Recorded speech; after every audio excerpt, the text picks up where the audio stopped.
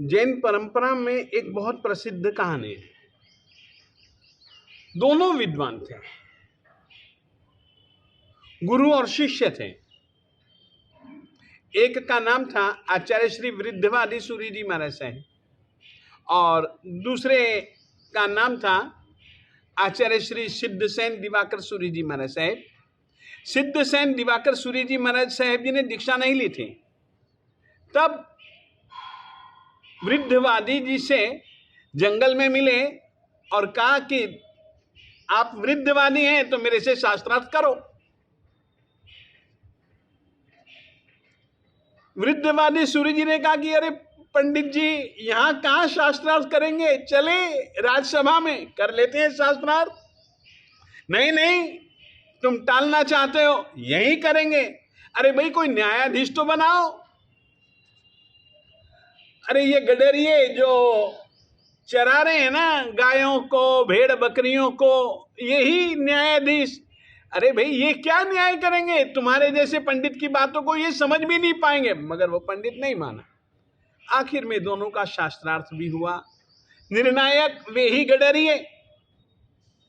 उसने तो, पंडित जी ने तो देश संस्कृत के पक्ष, अपना पक्ष स्थापित करने के लिए संस्कृत में बोलना चालू किया, संस्कृत के प्रमाण देने चालू किए। गडरिये तो सुन सुन करके परेशान हो गए।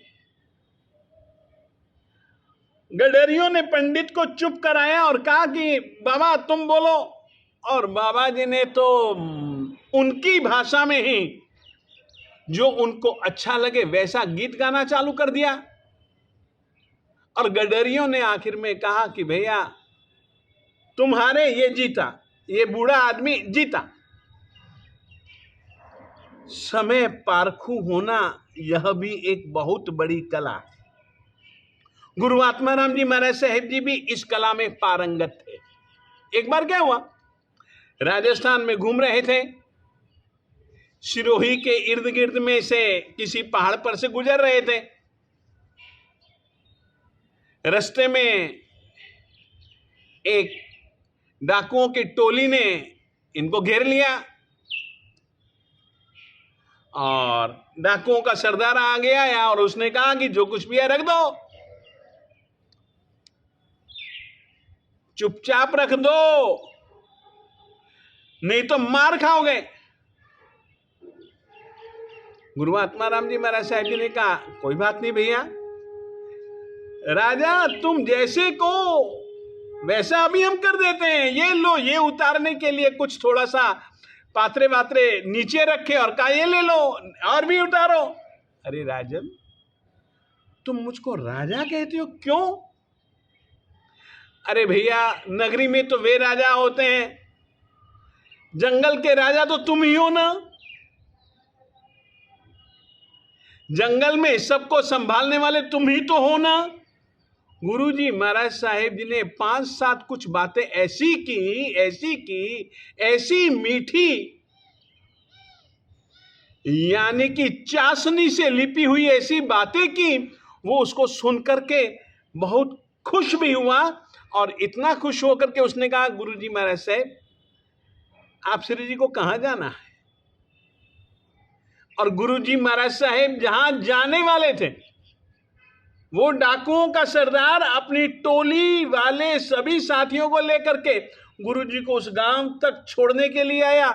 कहां मारने पीटने के लिए तैयार हुआ और कहीं पर वही एक जिस तरीके से पथ प्रदर्शक की तरह उनको जंगल पार कराता है।